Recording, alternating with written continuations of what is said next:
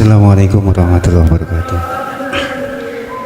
Nire tanglet Gus pindah makayutan kalian ala inna awliya Allah ila khaufun alaihim wa lahum yahzanun. Wonten saderengipun sedune Kanjeng Nabi menika, Kanjeng Nabi ngendika ngeten, ummati ummati ummati. Seakan-akan teng mriku sigote niku sebuah sigot kekhawatiran ngoten. Niku maksudipun kepripun? Kaping kalihipun wonten pepanggihanipun Nabiullah Khidir alaihi salam kalian Nabi Musa ingkang napa niku Nabi Khidir niku kan masyhuripun pembawa hakikat ngoten Nabi Musa syariat. Akan tetapi teng mriku Nabi Musa mboten saged ndereki Nabiullah Khidir keranten lam tastati maya sobro, istilahipun mboten saged sabar. Napa nggih Kanjeng Nabi Musa niku tetep melampaui teng syariat, mboten saged teng hakikat, utawi napa syariat kali hakikat niku kados mboten saged digandeng.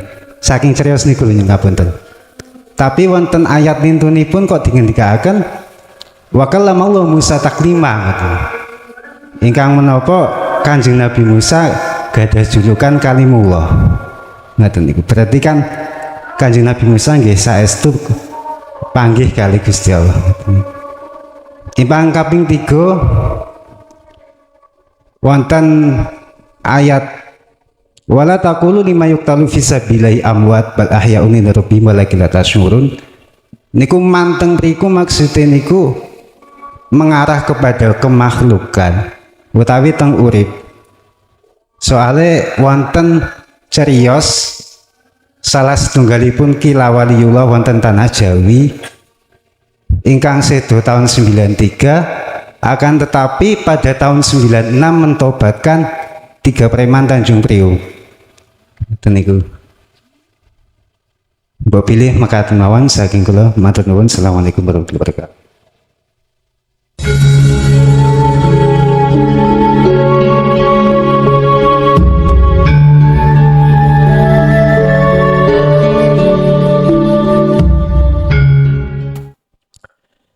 Bismillahirrahmanirrahim. Bismillahi tawakkaltu alallah la hawla wa la quwata illa billah. Asyhadu an la ilaha illallah wa asyhadu anna Muhammadan abduhu wa rasuluh. Allahumma salli wa sallim wa barik alaihi wa ala alihi wa ashabihi ajmain. Ala inna awliya Allahi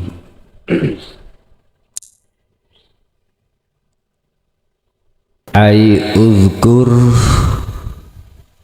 eling-eling inna awliya Allah sak temene para kekasih Allah iku la khaufun atine ora ana duweni rasa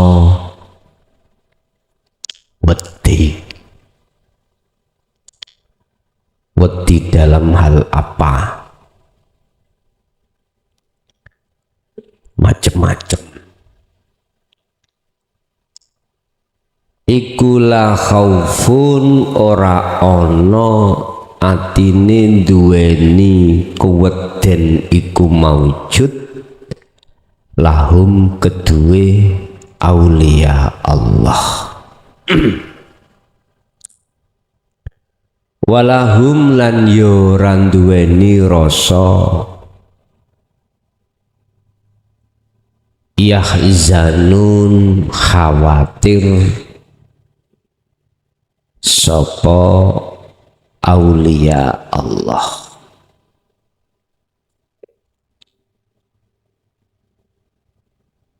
Berkenaan dengan materi pada malam hari ini,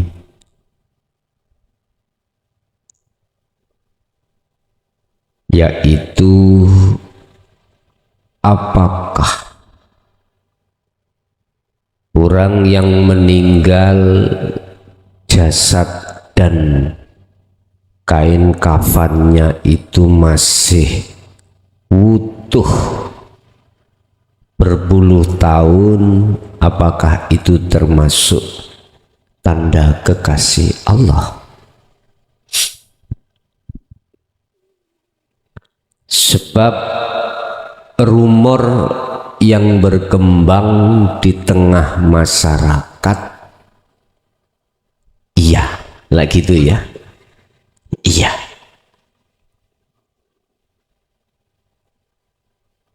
Bapak Ibu, bagaimana mungkin satu pendapat itu dikatakan sah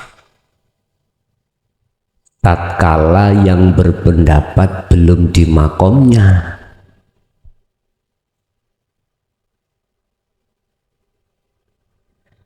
Bagaimana mungkin saya bisa mengatakan Anda buta atau tidak buta? Lawang saya buta. Bisa saya mengatakan jenengan gak buta? Saya nggak bisa. Saya ini buta, Pak. Terus berkomentar bahwasannya jenengan ini tidak buta. Sah nama badan? Badan sah.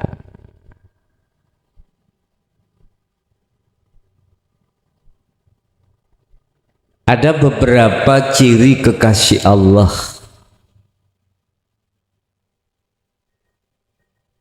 Ada beberapa ciri kekasih Allah dari berbagai banyak tanda. Ada, tapi tidak masuk di dalam Al-Quran ini apa yang digembar-gemborkan di dalam syair kemarin ya, syair utuh mayite uga lesih. Itu mah Anda bisa punya karomah. Lewat apa karomahnya? Hafal Quran, bisa hafal nadom alfiyah 1000 nadom itu hafal, terus diwadifahkan Quran itu, dilalar terus nadomani iku,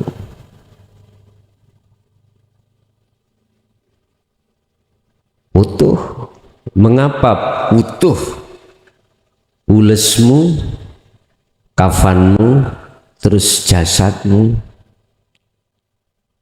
Mengapa demikian? Cacing kok nggak mau? Meleki ini. Wong daging itu pangan cacing kok gak oleh. Meleki. Nah, itu di tengah masyarakat dibikin satu keistimewaan.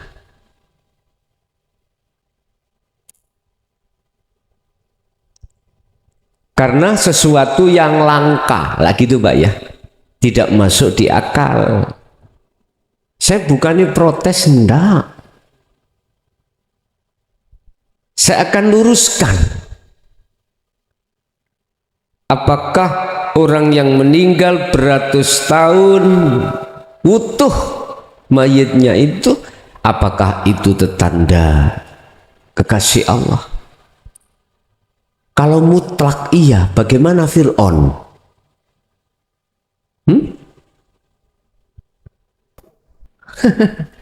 Siapa yang pernah ke Mekah? Ayo.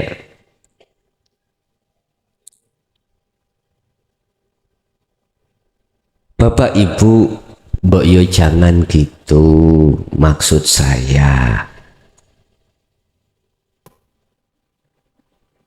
Surat Yunus ayat 62, salah satu ciri kekasih Allah.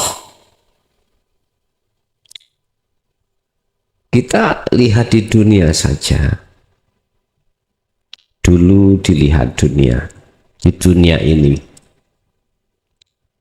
Pertama, la khauf. Hati sampean tidak akan pernah takut apa yang akan diterjadikan Allah, takdir yang akan datang.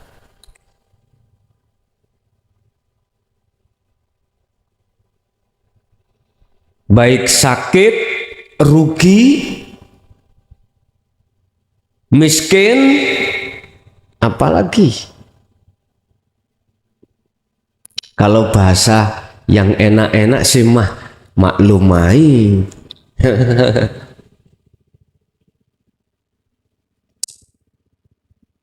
Anakku ini sudah besar-besar. Anakku itu istri-istri apa? Wanita-wanita. Sudah waktunya anakku nikah. Biasanya orang tua kan bingung, Mbak ya. Kata orang Jawa, bagaikan berjalan anjek-anjek ri. Nggak ada rasa takut. Anakku kok dinikahi sopo? Kapan nikah? Sudah umur 30, perempuan bisa. Perempuan lagi. Ini biasanya orang tua, Pak. Bingung gopoh. Kalau punya anak wanita udah di atas 30 lebih belum nikah. Orang Jawa kan gitu, Pak ya. Nggak ada rasa takut apa masa depan anak, apa takdir yang akan terjadi, los. Itu salah satu tanda. Besok itu waktunya saya nyicil. Tadi malam saya sudah ditelepon. Pak, Bu, jatuh tempo besok loh, Bu. Kalau besok nggak bayar, yang ke rumah ibu itu nanti ada penagih, namanya debt collector. Gimana ibu sudah telat ya 3 bulan? Nanti kalau rumahnya diseplang gimana? La khauf. Tanda kekasih Allah itu gak bingung, gak ada rasa takut. Apa yang akan terjadi karena apa? Karena hatinya sibuk berbicara dengan Allah. Bentuk berbicaranya beliau itu adalah zikir. Bentuk zikir itu sadar bahwasanya segala apapun yang terjadi, kecil maupun besar, ada kaitannya dengan dirinya atau tidak, rasa ning dodo iku sambung menyang urip ning kuwi. Iman di dalam ruh itu sambung terhadap Allah di situ yang segala-galanya.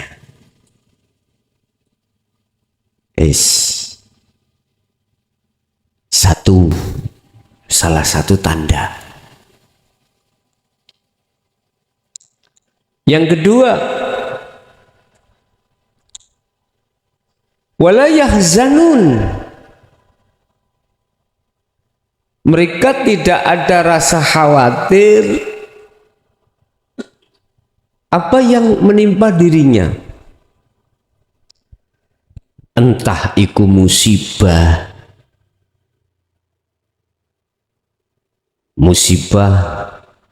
berbentuk dalam keluarga, misalkan menghabiskan banyak uang, kadang ada musibah berbentuk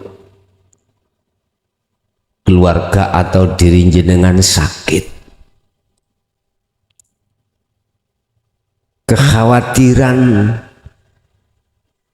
sakit untuk mendekat maut itu gak ada. Sebab sakit itu Pak mendekatkan seorang hamba dalam kematian. Sakit, segala sakit nopo mawon, lebih-lebih sakit kronis, penyakit kronis.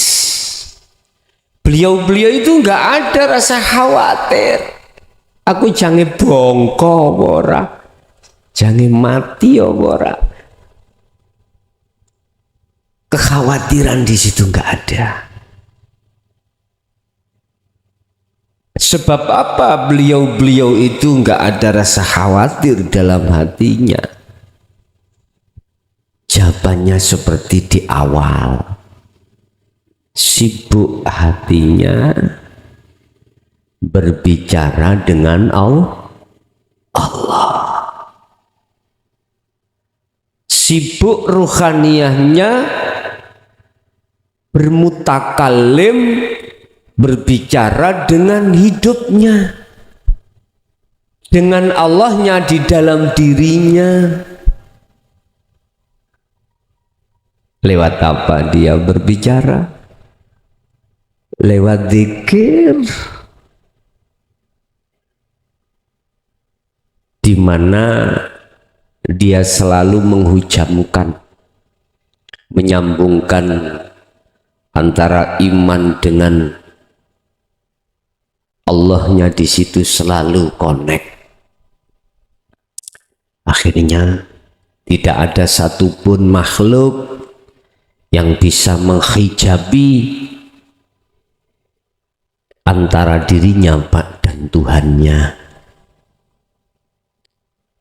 Sebab mohal bila mana Allah bisa terhijabi oleh sesuatu, sebab sesuatu itu di mata Allah sudah tiada.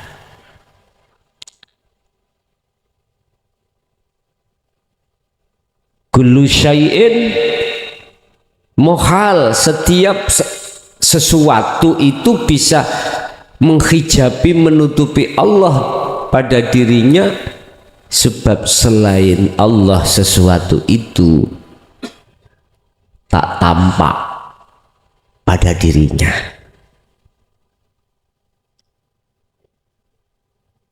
Mohal sesuatu itu bisa menutupi pada dirinya, pada Allah, lawang yang nyata itu Allah. Mohal sesuatu itu akan bisa menutupi pada Allah, lawang sesuatu itu tidak ada di mata Allah, sudah tidak ada.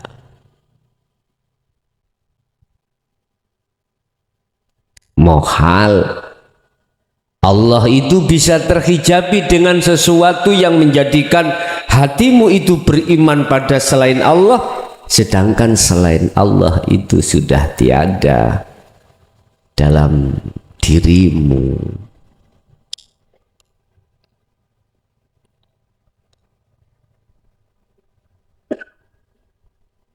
Wala yahzan, tidak ada rasa khawatir. Segala bentuk apapun. Ini nanti aku kerja itu dapat bayaran apa ndak ya? Kelihatannya jeragane itu kempas kempis ya.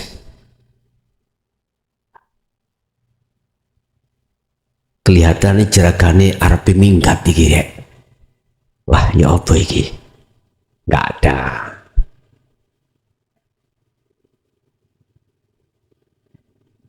Saya ini punya penyakit diabetes. Aku mau makan, minum kopi manis, kok gak tambah munggah. Saya itu punya batuk. Kira-kira aku mau makan gorengan gak tambah nemen. Ibu bapak, rasa kekhawatiran yang ada di dalam kekasih Allah seperti itu tidak ada. Justru ketidakadaan khawatir di dalam itulah, dan yang muncul akan keiman Allah lah aman. Kopi disasak, gorengan disasak. Lho iki nek tenan lho yo.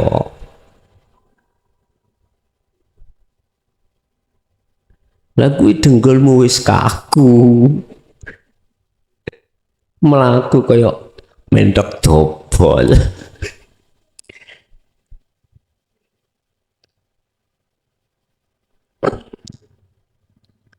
Jamu, iya jamu. Kan jamu aman kok nek jamu. Pokoknya siji dalane. Ojo pernah kok periksakno. Lah gak konangan. Lho nggih, aman. Pun. Yang nomor 2. Yang nomor 3, salah satu di antara tanda-tanda kekasih Allah, surat Yunus 6:3. Ada terusnya tadi.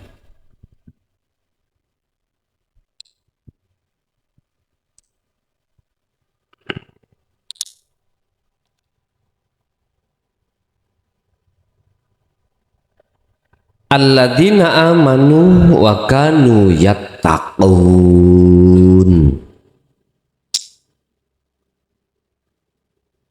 Mereka itu tidak hanya beriman. Kalau yang berperan itu adalah Sang Yang Tunggal. Bukan Mr.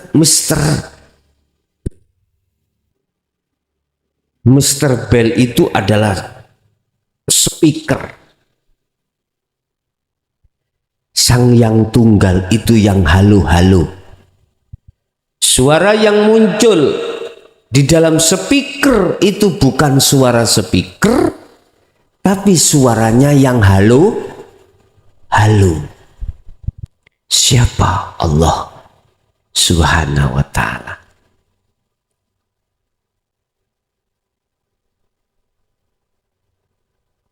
Mereka bukannya beriman bahwasanya yang menjadi guru jenengan, menjadi mursyid jenengan itu tidak hanya percaya itu semuanya adalah Allah, tetapi juga wa kanu yattaqun. Anda buktikan. Takwa itu pembuktian. Oh iya ya, bukan suaranya speaker ternyata yang bersuara di belakang speaker sana Terserah siapa yang halo-halo. Artinya, oh iya ya, bukan suaranya Mr. Bell, tapi suaranya kalami Allah.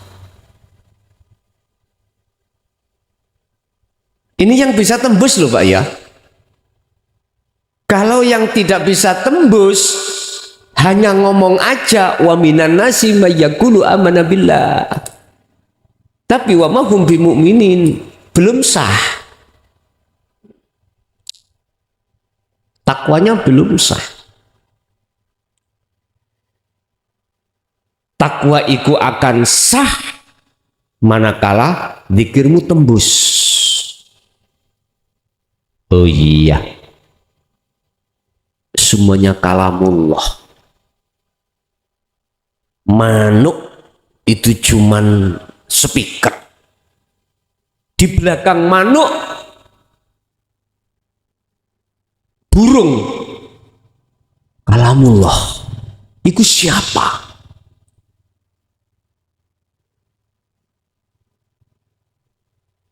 Ruhaniyah seseorang yang sudah tembus di situ pasti mengatakan hadza kalamullah. Ini adalah suaranya Allah.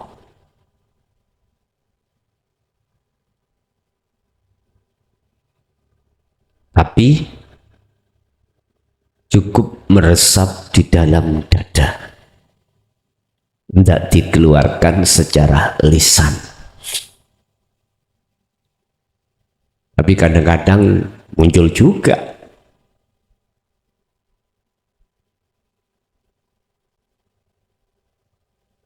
Jadi beliau-beliau itu imannya tidak hanya katanya, tapi pembuktian daripada iman yang disebut wakanu yattaqun.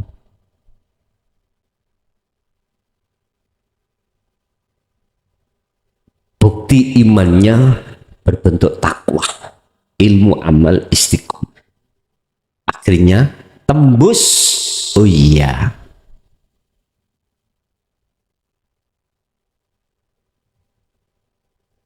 sambung terhadap yang halo.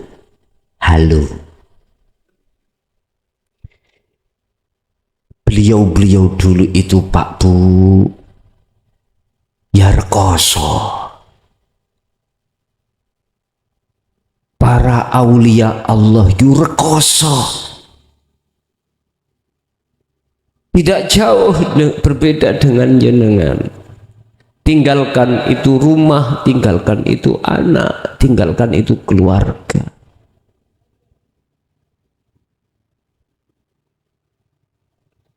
Perlu apa? Menghadap kanti istiqomah dalam rangka kesempurnaan, keihsanan di dalam makrifat Allah.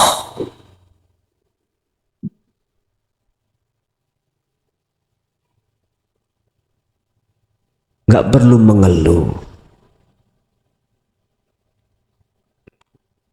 nggak perlu gelisah. Walaupun terjadi satu saat pengeluhan karena memang kita diproses, dicetak Allah untuk meninggalkan kesenangan-kesenangan yang bersifatkan duniawiyah yang pada orang banyak bergelimpangan di luar sana. Ingat,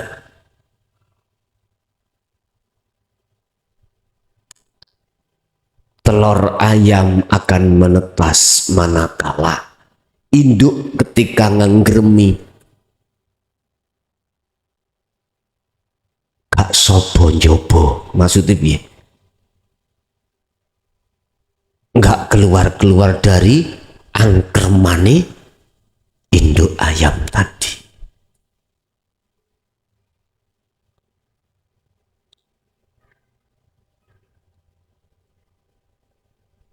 Sebetulnya kadang-kadang saya juga kasihan melihat kau tinggalkan semua urusan-urusan keluarga, urusan apapun secara manusiawiyah. Tetapi saya bangga pada Allah, di mana Allah mencetak atau memproses dirimu belajar meninggalkan kesenangan dunia di luar sana. Semua pasti ada waktunya.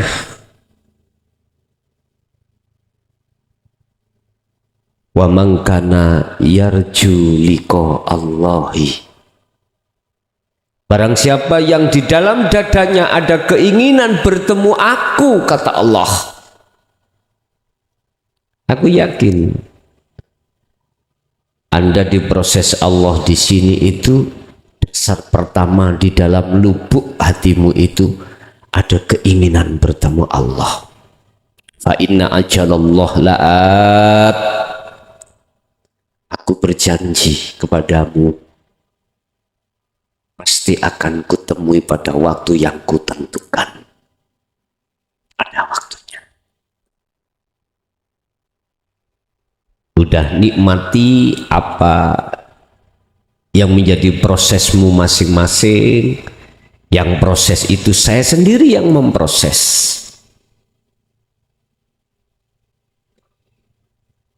Biarlah di luar sana mereka pada umbar hawa nafsu. Di luar sana siapa maksudnya? Mereka yang bukan mengenal, mereka yang belum mengenal khalwat.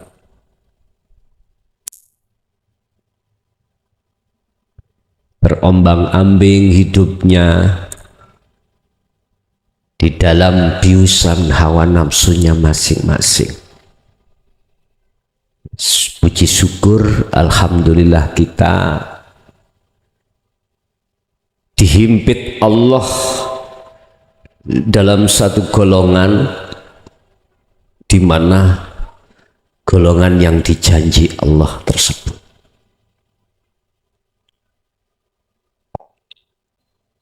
Yang ketiga tadi adalah takwa.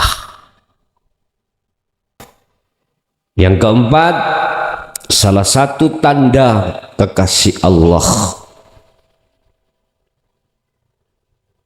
Allahu waliyul ladina amanu yukhrijuhum minadh dhulumati ilan nur. Al-Baqarah ayat 257.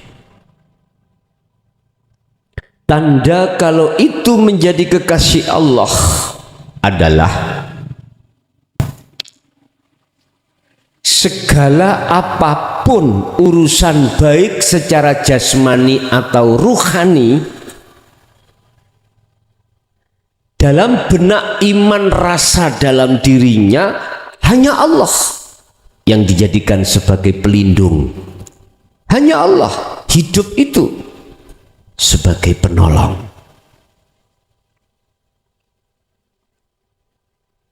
Sekalipun itu secara fisik tampilan casingnya itu adalah makhluk, tapi iman di dalam dada beliau itu melihat Sang Yang Tunggal yang menolong, bukan si makhluk itu.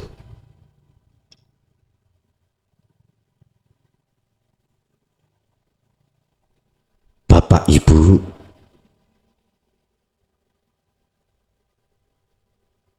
ingat, tidak ada seorang pun selain daripada Allah yang bisa menolong terhadap orang lain. Sekalipun, mohon maaf ya, sekalipun makhluk itu berbentuk Rasulullah, apalagi tingkatannya katanya habaib, sayyid, yai, ustadz. Jangan percaya kau.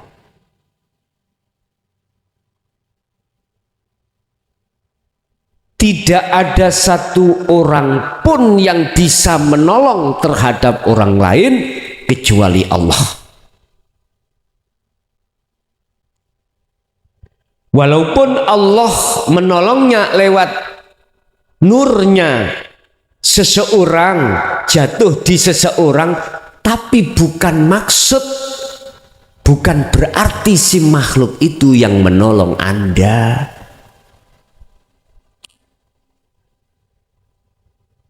Jangan akal yang kau pakai untuk menerima itu, jangan.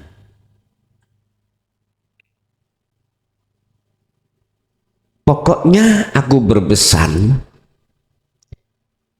siapapun mereka, siapapun dia, apapun statusnya, selagi makhluk kok bilang bisa menolong, jangan pernah percaya. Ada Qur'annya, ada. Banyak Allah menerangkan di dalam ayat.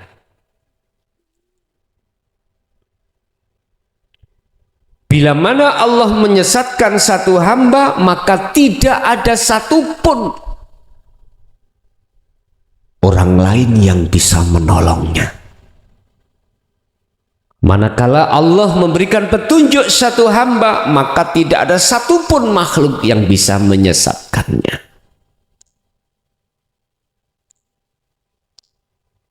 Ibu bapak,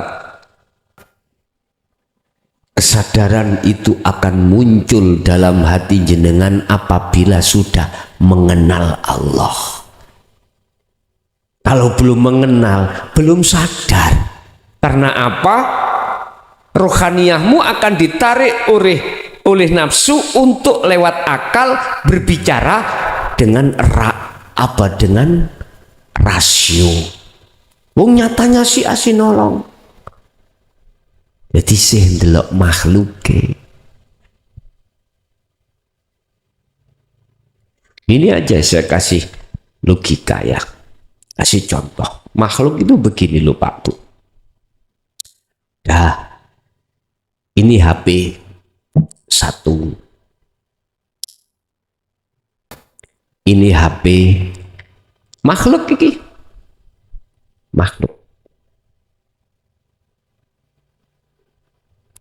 Tanpa disentuh iki lho sifat hakikatnya. Apa bisa si HP A memindahkan HP B? Inilah sesungguhnya sifat manusia itu hakikatnya.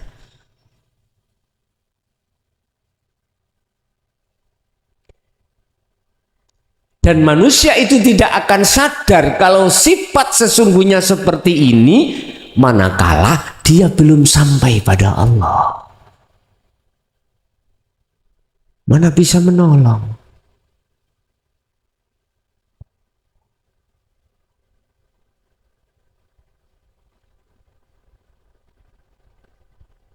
Apa mungkin si A bisa menolong si B?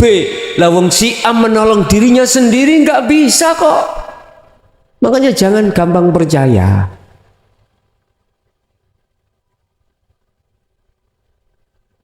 Mereka itu tenggelam di dalam biusan nafsu. Apa sih? Kesenangan dunia. Kesenangan dunia. Berbentuk apa kesenangan dunia? Ingin dipujalah, gila hormatlah, ingin banyak pengikut lah. Gue nek pingin banyak pengikut, nang ojek baru PNKB. PN, aku rabut tuh. PN.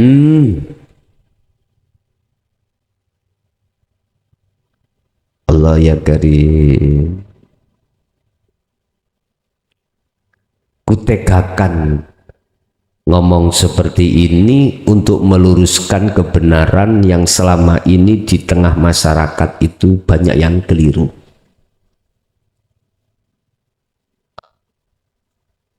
Kadang ngomong gini, entah iki maksudnya bahasa kinayah apa sesungguhnya, saya nggak tahu. Kalau ini kinayah tak maklumi, kalau ini sesungguhnya, ini yang kusalahkan. Gini, udah saya nggak bisa apa-apa, besok aku kecoan sarungi Mbah Yai ya, lama tuh deh. Kecoan sarungi Mbah Yai, ngintil ngaten deh. Jadi selamat kecoan sarungi Mbah Yai. Kalau ini kinayah, maksudnya pada Allah, benar. Tapi kalau ini maksudnya kepada makhluk, saya katakan, itu fatwa yang menurut kami, mohon maaf sekali lagi, itu fatwa yang menurut kami menyelewengkan iman. Sebab Allah sudah dawuh, sudah berbicara, selain daripada Allah tidak akan pernah bisa menolong. Wa malahum min nasirin. Tidak ada di situ pertolongan terhadap siapapun kecuali datangnya dari Allah. Lantas bagaimana ada kaidah yang mengatakan besok itu Nabi Muhammad bisa mensyafaati umat? Tak lurus ke sekalian biar imanmu itu biar tidak cedera. Gini loh ya. Atas dasar hukum sebab akibat di dalam syariah, kayaknya memang seperti Kanjeng Nabi itu bisa nyafaati. Tapi tolong, siapa di dalam beliau itu? Berhubung kau melihat makhluknya, sehingga seakan-akan beliau sebagai makhluk itu bisa menolong, bisa memberikan syafaat. Sekarang aku tanya, tatkala Allah tidak mengizini beliau bisa? Nggak bisa. Walaupun Allah mengizini bukan berarti secara hukum mutlak ikut pertolongannya datang dari seorang makhluk, yaitu Muhammad. Murnekno imanmu iku, murnikan imanmu itu. Jangan kau kotori dengan makhluk. Saya luruskan. Sehingga tergantung kita memandang dari sisi mana. Kalau kau memandang dari sisi makhluknya, memang seakan-akan kayaknya beliau yang memberikan syafaat. Wis gak usah jauh-jauh besok yang katanya ya. Sekarang aja. Anda merasa cocok, hatimu merasa tergugah, hatimu merasa damai, hatimu merasa nyaman setelah Anda itu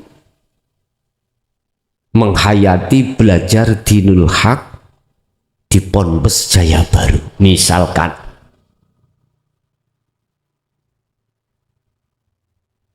Anda melihat makhluknya, mesti imanmu jatuh pada makhluk saya. Itu pasti. Ini yang Kanjeng Rasul nggak boleh. Ini nek cara Quran keliru, imanmu itu keliru. Iman citra, iman yang tercela. Apa? Citra ya apa? Cacat. Ya seperti ini. Murnikan imanmu.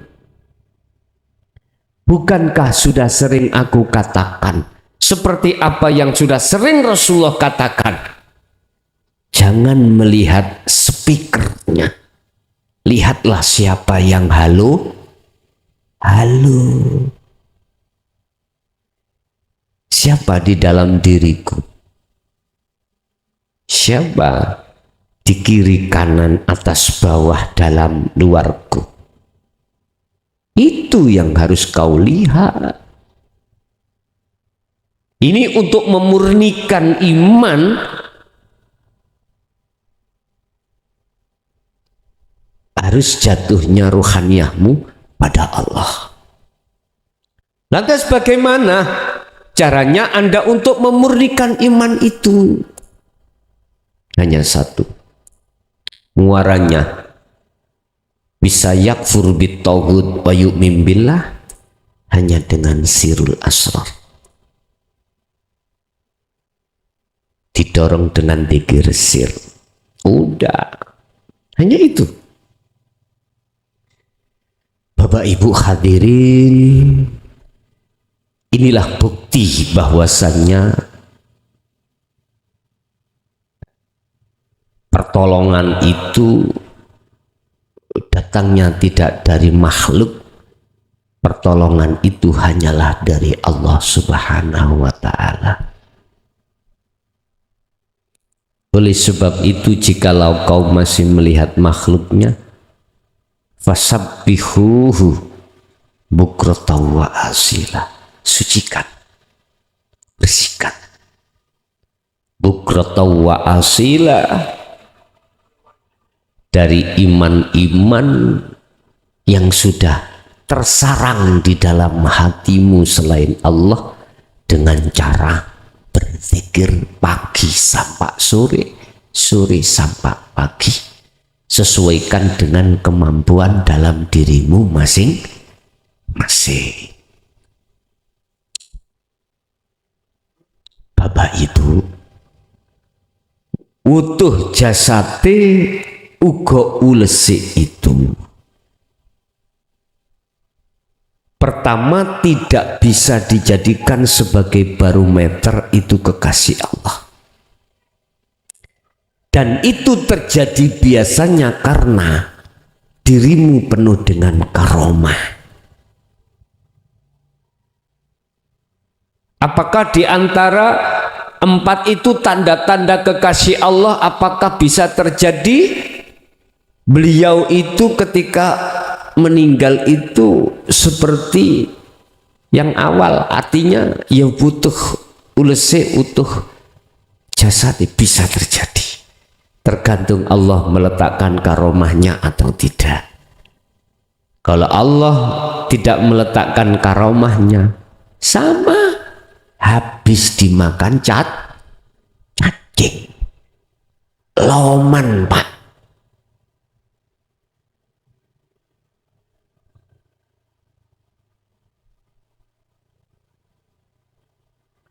Loman. Bagi beliau kekasih Allah tidak ada ikatan, tidak ada kepentingan jasadku hancur apa jasadku tidak hancur, tidak ada kepentingan di situ. Kalau itu bisa dijadikan sebagai barometer, sekarang aku tanya, bagaimana Fir'aun? Kurang lama.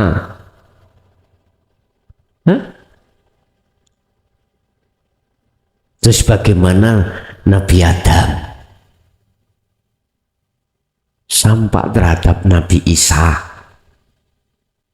Mana jasadnya? Oleh sebab itu, wahai manusia, masyarakatku, jangan gampang Anda kena makalah yang kurang bertanggung jawab. Iya, kita ngerujuk aja di Al-Quran. Adakah tanda-tanda orang kalau mati jasad saul siwutuh iku kekasih Allah? Enggak ada. Ya. Tapi bukan berarti para kekasih Allah itu mengalami kehancuran semuanya, ya enggak. Tergantung di situ ada karomahnya apa enggak. Kalau enggak ada ya podo sama entek. Terus aku tanya, apa manfaatnya kalau itu masih utuh? Jika cilu-ciluan, kalau kayak cilu-ciluan lapo dipendam, dipenteng nang ngene cagak, ya ditaleni. Jadi gak usah duduk-duduk pagi, salam bos. Nah. La yanfa'u wa la yadurru, nggak ada manfaat dan mudaratnya. Sing penting ruhaniyahnya itu kembali kepada rahmatnya. Makanya dikatakan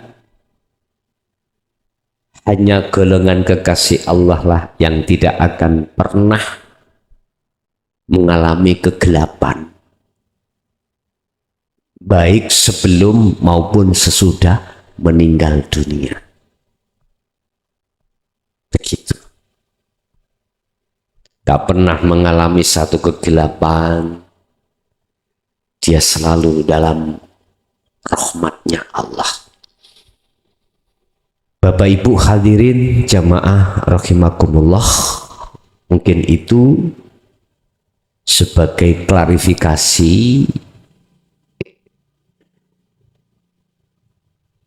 ngaji di pondok di Gubuk Putih iku nek kelihatannya libur, nggak ada ngaji, masuk saja.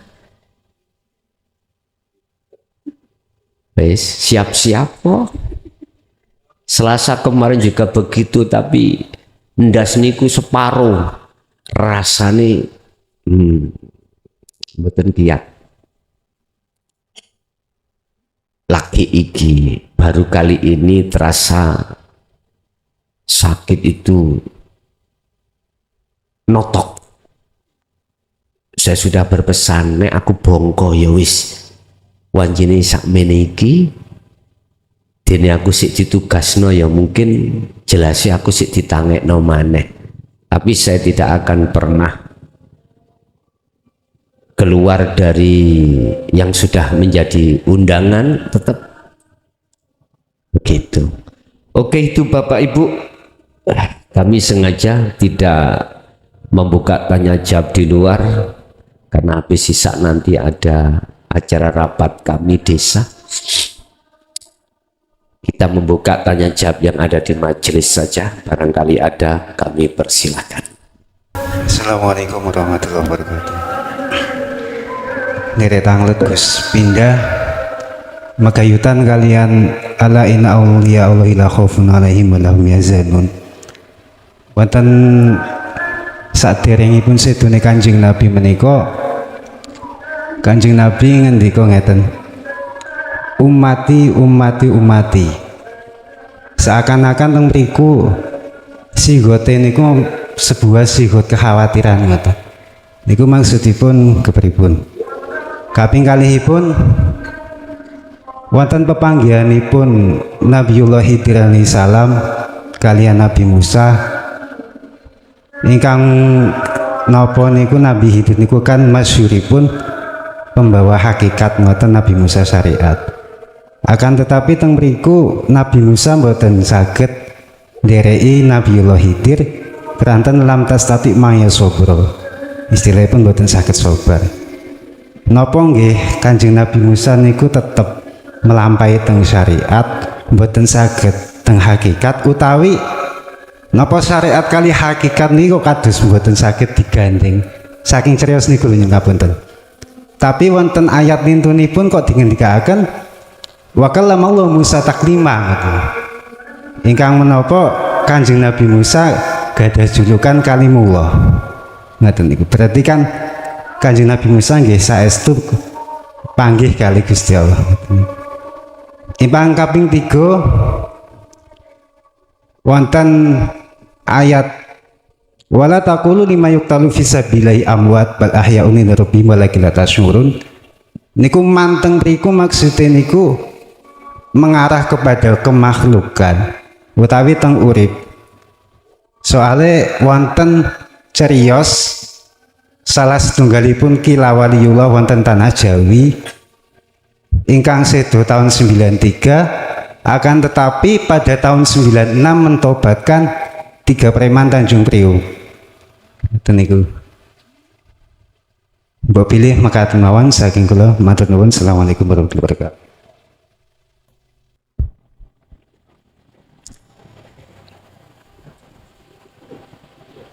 Semua manusia itu punya proses masing-masing.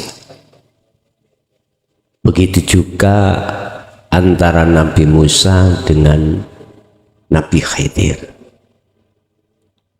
Ini pertanyaan kedua ya. Pertanyaan pertama tadi apa? Oh, kaifa ummati, ya.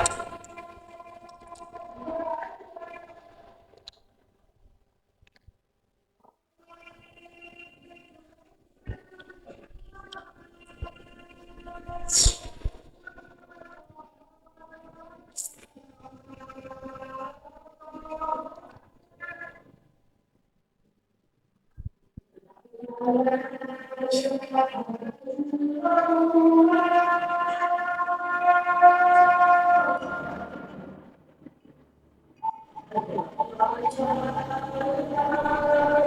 mang jaine ditutuk apa dicemet tangan nih mang?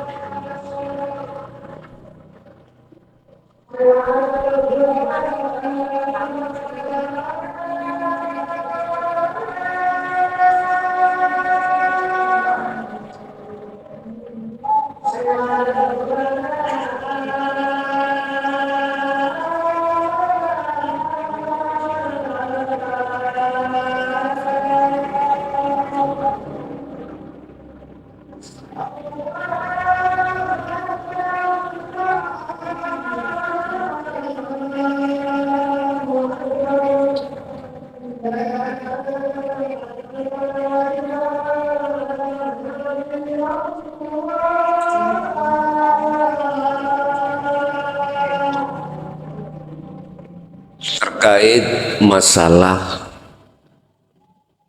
ketika sebelum beliau wafat muncul dalam lisan beliau terhadap malaikat Jibril, kaifa ummati ya Jibril, itu adalah memperbandingkan ketika saat umat masih ditunggoi, masih ditemani saat beliau masih hidup, itu seperti ini, dengan ketika umat ditinggal mati beliau.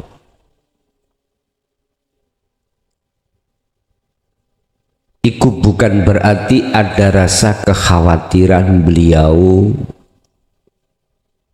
Memang satu sisi sewotnya itu nasib keadaan rohaniah para umat. Satu sisi memang begitu, tapi satu sisi dalam dibalik kalimah itu beliau ya sudah, apa kata Allah, sudah diserahkan. Mengapa demikian? Inilah berlakunya undang-undang hablum minan nas. Kalau tidak ada undang-undang hablum minan nas, ya sudah, namanya jasad mati, ya udah dicengklung lo kali gak apa-apa dan lain sebagainya.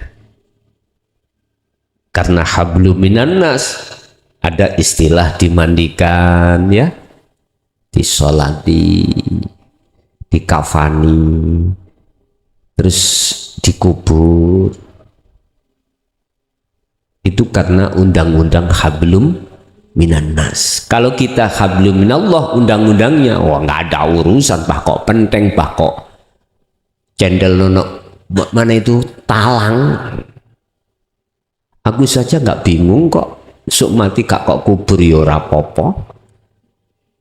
Misalnya di penteng ngono. Menjasad ke anu urusan. Enak tau digedelok-delok.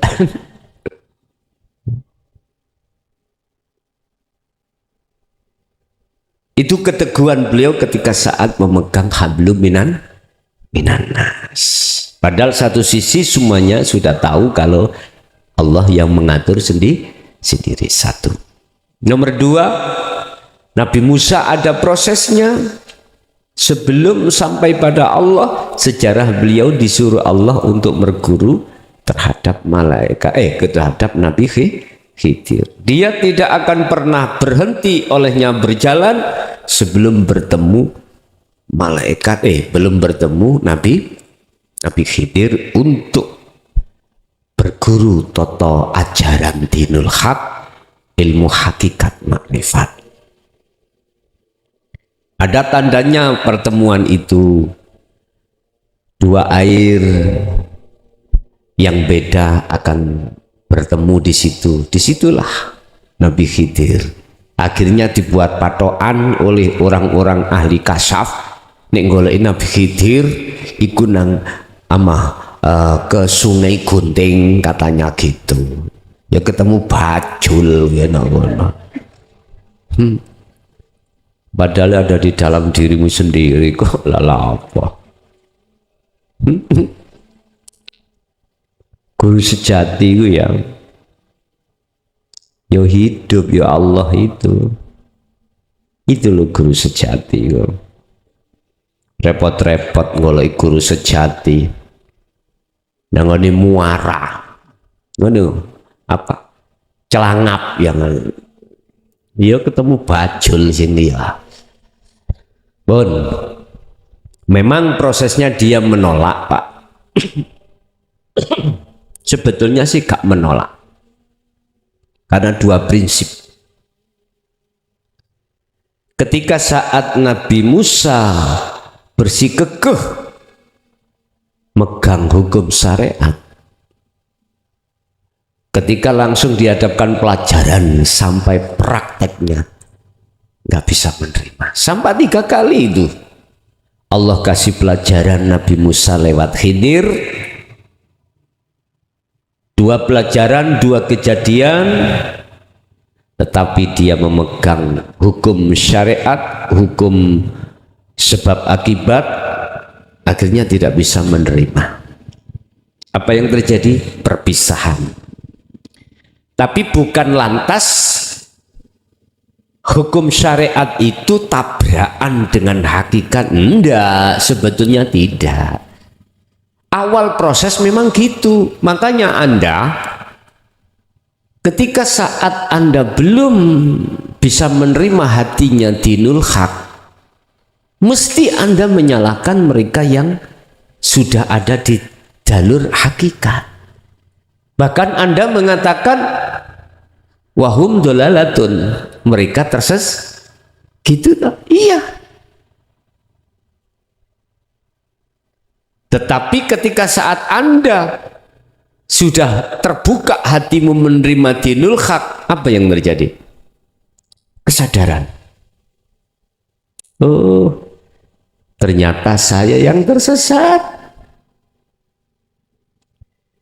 Proses awal ini Bapak Ibu, Anda pasti akan memenangkan hukum secara mutlak di dalam hakikat. Akhirnya syariat itu Anda pehkan, paham? Ini awal proses. Tapi ketahuilah, ini memang agaknya gap. Tapi nanti kelama-kelamaan ketika saat Allah menyempurnakan kemakrifatanmu, ternyata hukum syariat yang Anda lakukan tiap saat dan waktu itu adalah nurnya hukum hakikat. Nyatanya hukum hakikat. Disitulah nanti ada kesinkronan nanti. Kesinkronan.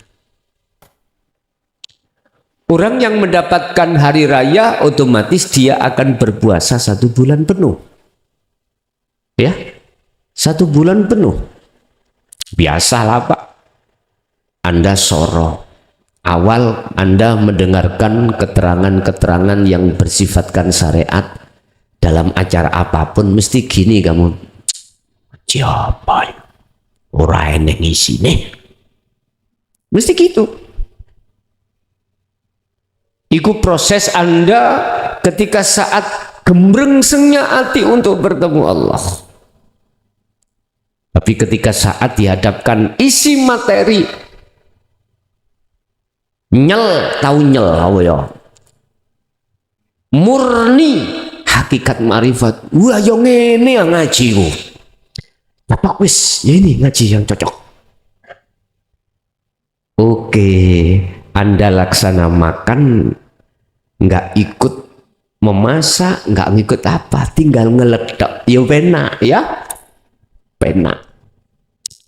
Oke, itu proses kita. Nanti Anda akan dihadapkan satu wilayah proses di mana setelah Anda itu kesempurnaan makrifatmu pada Allah, ketika keterangan hukum syariat akhirnya Anda enggak begitu nanti.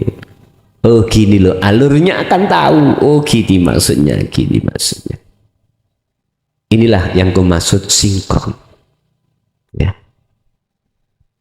Bapak Ibu, yang terakhir tinggal Anda melihat dari sisi mana. Kalau melihat dari sisi makhluknya, jelas makhluk yang berperan.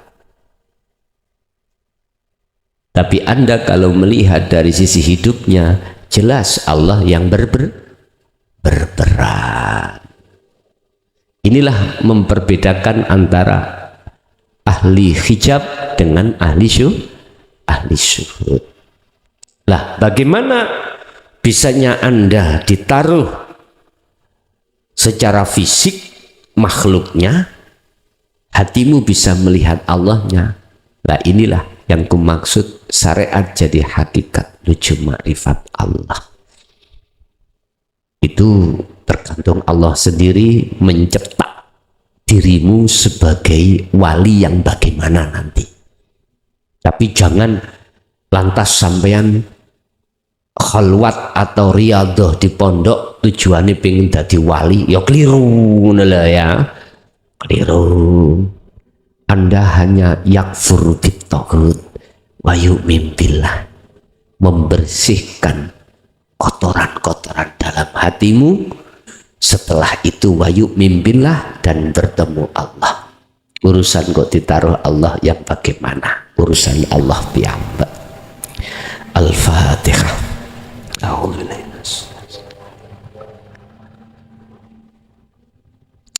Akhir kalam, assalamualaikum warahmatullahi wabarakatuh.